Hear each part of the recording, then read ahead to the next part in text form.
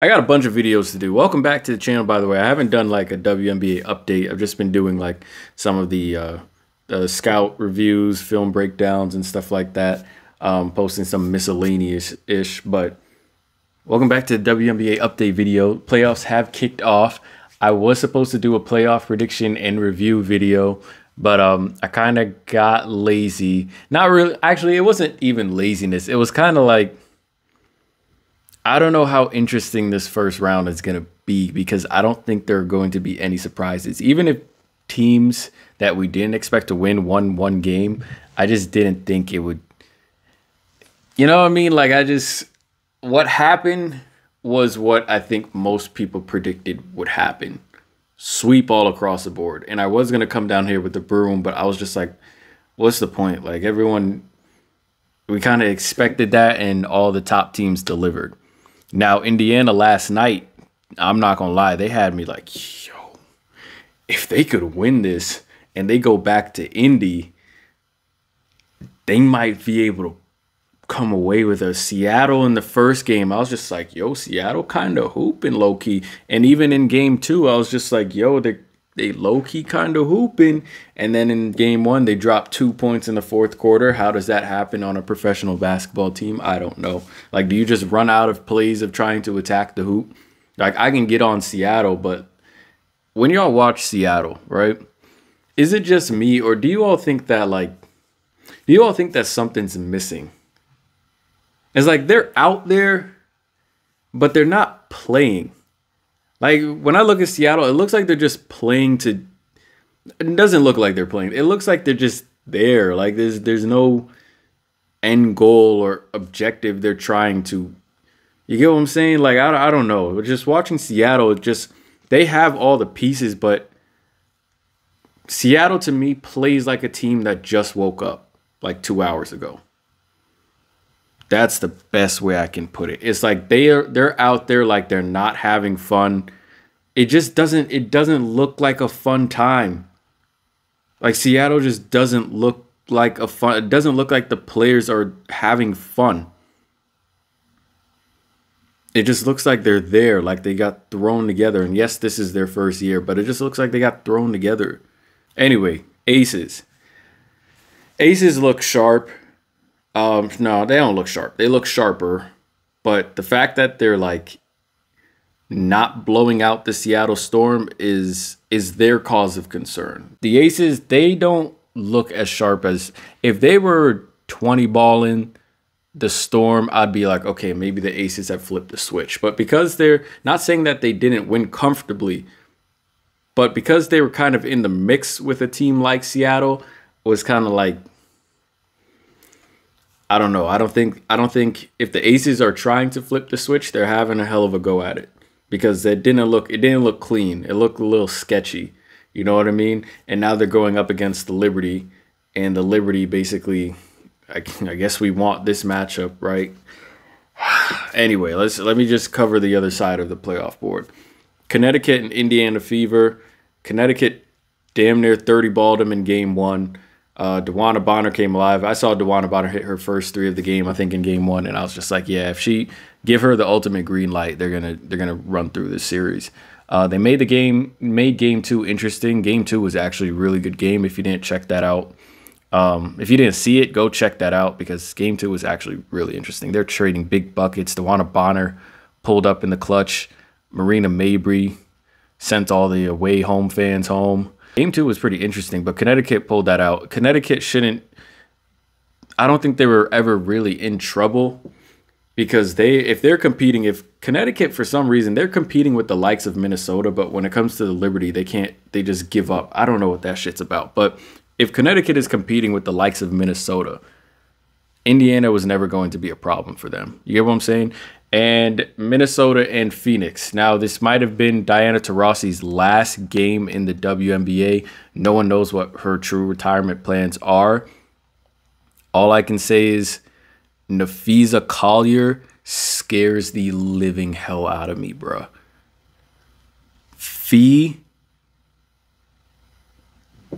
I don't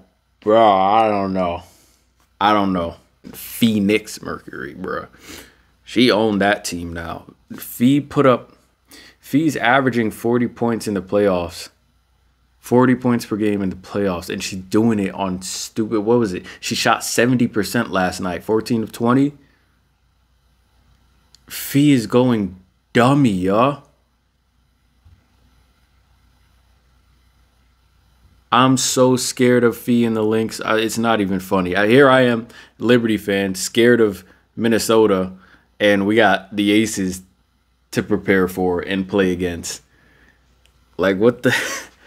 Oh, my goodness. If we win the chip this season, we will have earned that. We will have earned that. But the Minnesota Lynx packed up the Mercury pretty easily. They swept them.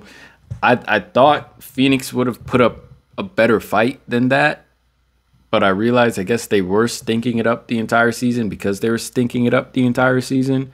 But Minnesota at this point in time, even if they were doing well, I think Minnesota is they've caught such a great stride in September, and then it's probably going to roll over into October. So they're doing their thing.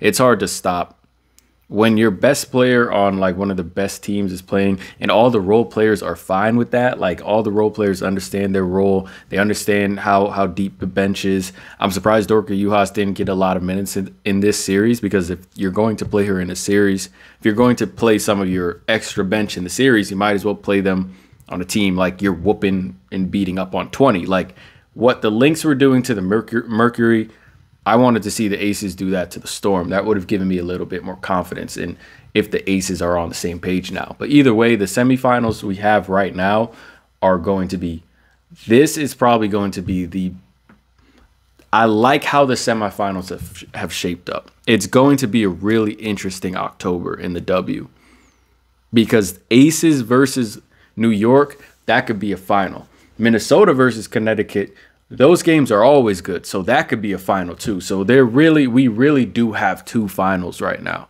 And the fact that we get another matchup after that is actually pretty impressive. I do think the WNBA needs to change the series count. Even though they go 3-5-5, they really need to make the finals 5. Like, if these are the two best teams, make the finals a best-of-7 series.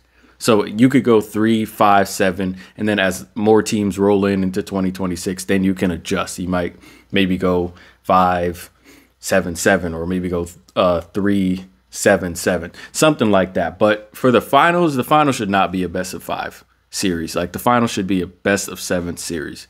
Minnesota, Connecticut. Connecticut has won the regular season battle, I think, with the record of 2-1. And if you remember, in the last game, it took like a 30-foot three-pointer from Bridget Carlton for Minnesota to win that game. So I guess Connecticut plays Minnesota tougher than Minnesota plays New York. Like, Connecticut really matches up well, and they're well coached. They have a great defense, both teams. I'll give Minnesota the edge on offense a little bit more. I think the key for Minnesota in that series is, like, show up like you know you're better than this team. Like, because you are better than this team. I think they have more boxes checked than Connecticut. There's definitely a little bit more offensive production. And that's what kind of confuses me. You have all these weapons on offense for Soda, but the Lynx don't really have that much offense like that. Not a lot. Ty's hurt. I don't know if she's going to be back in the semifinals. You do have Bree. Bree is a bruiser, but Fee is a lot stronger than she looks. I don't know. Bree seems to be a little bit banged up. She was suited last night. I'm not sure if she even played, actually. I was watching the game, and I saw her on the bench all iced up. So I'm not sure, like, what her situation is. But Connecticut really plays, like, they really play Minnesota well. But I'm just like, Minnesota has all this offense. They got a lot of O from all of their role players. And when you look at Connecticut, it's like Alyssa Thomas. She can give you some offense. DeWanna Bonner. Dejanay Carrington. I would say Breonna Jones. We don't know if she's going to play. But Breonna Jones, she can give you some offense. She's been on a pretty good stride to end the season. Then you got Marina Mabry off the bench. So you got that offense, right? But then on the other side, you got Fee. You got Lana Smith, who's still shooting 40% from 3. You got Kayla McBride, Bridget Carlton. You got Courtney Williams, who's a triple-double threat herself. Tish coming off of the bench. Who's their bench? I mean, they didn't really tap into the bench too crazy this season, but you got Tish, Dorka, Sandalacini coming off the bench if they need them. Minnesota has way too much O. Like, the fact that the shit's close, I don't know why it's close, but that might be the X factors. I think for the Connecticut Sun, the X factor is Brionna Jones. And for the Minnesota Lynx, a lot of people might not say this, but for the Minnesota Lynx, that X factor is Kayla McBride. I'm telling you right now, it's weird when you watch the Lynx because you don't really know what Kayla McBride you're going to get. And yeah, she usually finds a way to have a decent game, but these, I'm telling you, I said this earlier in the season too. I said these 3 of 11, 2 of 7 from deep, tight 10 points, tight games. Excuse me. If she's 6 of 11, 3 of 6 from deep, Minnesota's unstoppable. To me, that's the piece that has to fill in because let's say Bridget Carlton has a bad game. Courtney Williams is probably going to still give you solid numbers. You don't expect a lot of offense from Alana Smith. Even though she has it, don't expect it. Don't expect it because she's not the go-to, right? But usually the ball is in Fee's hands, Courtney Williams' hands, or Kayla McBride. Bridget Carlton is a really good spot-up shooter. She's catch and shoot. Alana is in the flow of the offense. Kayla McBride has to be that person. If Kayla McBride shows up, bro, Minnesota wins the chip. If she shows up this postseason, they win the chip. Because if she's hot, no matter how Minnesota's playing, if she's hot or at least having a decent game, Minnesota will be in the mix. If she can sustain a cold run from the stars, from the other role players, she is the piece, bro. She is the piece. She is the key to Minnesota's success. And it sounds crazy because you got Fee and Alana Smith and Bridget Carlton. It's Kayla McBride, bro. I promise you, she can't be a hole on the team. There have been times where she's been benched. And who are they bringing? I think Tish. They're bringing Heidemann. Kayla McBride can't be getting benched in the postseason, bro. She has to show up. If she shows up, Minnesota is deadly. It's clipped. It's clipped for anybody if Bridget Carlton's showing up and Kayla McBride is showing up. It's clipped for anyone if Courtney Williams, Kayla McBride, if he's a Collier. If she shows up, then it doesn't really matter who else shows up with her. Like, they're probably going to be at least competitive and they're probably going to win. So the key for Minnesota is Kayla McBride. I'm telling you, I think she can't be a hole on offense and she can't be a hole on defense. She has to show up, bro. If she does, I think Minnesota will easily beat Connecticut and they'll definitely have a really good shot at the title. Now, the Aces and the Liberty. Now, can Connecticut, let me just say this. Can Connecticut beat the Lynx? Yeah, I think so, but I do think the Lynx are more balanced. I think they have the offense to go with the defense. Connecticut, it'll be interesting. I don't know. I think Connecticut's offense might run out because if Marina Mabry isn't firing on all cylinders, then Connecticut is going to struggle. Marina Mabry has been playing well for the past month, but if she doesn't show up, the fact that she's a huge chunk of the Connecticut Suns offense and she comes off the bench is kind of wild. You know what I mean? Like, you might have one of those games where she just doesn't have it, you know? So how is the Sun preparing? How are they preparing to counter that? Counter Marina Mabry no-show. So she has to show up too. But I think Brionna Jones gives Connecticut the option, gives them a bruiser, an inside paint presence so you can get the threes off. But yeah, anyway, Aces and the Liberty. This should be its own video. I'll just say this quickly and give my take on this quickly. One thing I noticed about the Aces and the Liberty, and a lot of people would probably argue against this, I'd say the Aces are deeper than the Liberty. The Aces have more depth than the Liberty. What do I mean by that? It's not that they have more depth, but they have activated more players off of their bench. Our players coming off our bench, the Kayla Thornton, Yara Sabally, Courtney Vandersloot, they don't have green lights yet. Well, maybe Kayla does, but they don't have strong green lights yet. Like Tip, when she comes off of the bench, she got a green light. If they play Kate Martin, she got a green light. Megan Gustafson, same thing. She's going to have to play big minutes, especially since Asia's going to be on the court. But Becky Hammon has tapped into her bench depth and has given the green light to players on the bench more than Coach Sandy has. So when we're looking at this matchup, everyone's like, oh, Liberty should win this. We should win this. And we're a deeper squad. Thank God for Leonie Fiebisch, because if we do win this, I promise you, let me just say, she's the key to this series. Leonie Fiebisch, and I'd say Sabrina Ionescu, second key to this series. I don't expect a lot of production from Stewie because Stewie keeps getting bodied by Alicia Clark. So I've taken Stewie out of the equation.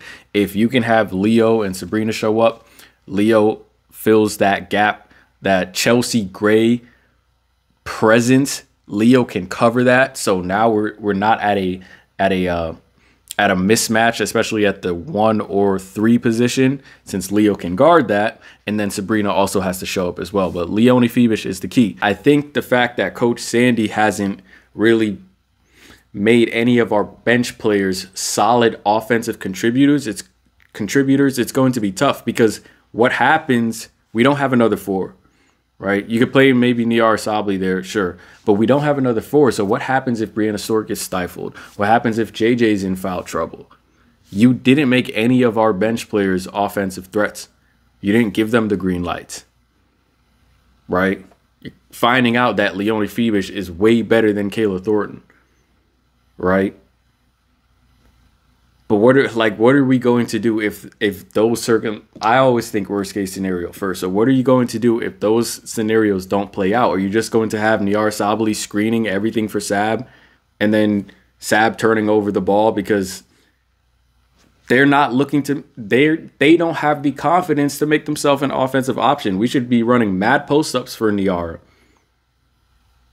If you want to run a pin down for Kayla Thornton, let her run a pin down. We should be running door screens and hammer screens and pin down screens for Leonie Fiebisch. We don't even do that a lot. She gets it through the offense. So in a way, the Aces are deeper than the Liberty.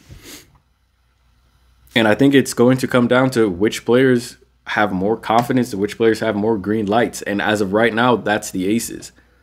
The only advantage that we have, I think, on the Liberty is the fact that Asia's going to have to play mad minutes. We can probably beat up on Asia. Leonie Fiebisch covers some of the past problems we've had, usually problems set by Chelsea Gray. I don't know, man. It's tough, because even if we do get by the Aces, here's the one thing I do fear. If we do get by the Aces, I think we're going to get too high. I think we're going to get too high, and then we're going to get spanked by Minnesota. If Minnesota makes it to the finals, which I think they will. We can definitely get by the Aces, but we can definitely throw too. If Stewie shows up, forget it. If Stewie shows, I'm not saying she's the key, but I've taken her out of the equation. But if Stewie shows up, great, we're moving on. But it's the fact that we're going what, 8 deep in the playoffs. Aces are maybe going. Where are they going? Alicia, Meg, Tip. They're going about 8, 9 deep. Depending on if Kate Martin gets minutes, they're going about 8 deep as well. But their 8 deep has way more offensive options and way more green lights than our 8 deep. You get what I'm saying? So, and plus we're bringing Vandersloot off the bench. So we're really 7v8 right now. Bruh. The key to the Aces winning that series is tap into their depth. And try to find some way to get Asia Wilson a rest. Alicia Clark is going to have her hands full again, but she can handle herself. If Sabrina cannot turn over the ball, I think we'll be okay. If she can run the offense when we need her to run the offense, we'll be fine. If not, bruh, everything I've said this past season is just, it's going to come to fruition. I'm nervous, but it's like, if we win the chip this season, it's going to be great. But we're going to have to earn that. That's Aces and Soda or Sun in the now Sun I'm not concerned about, but Soda in the finals, we're going to earn this chip. But I don't know if all our problems that I've been seeing during the regular season, I don't know if they're going to be fixed in time enough to take down both these teams. That's all I'm saying. Anyway, that's my playoff preview, or my semifinals playoff preview. I know it's kind of lengthy, but I just wanted to get all of that out there. I will see you guys on the next one. My laptop actually is still moving slow as hell anyway, but I'll see y'all on the next one. Take care. Be easy. Stay safe. Peace.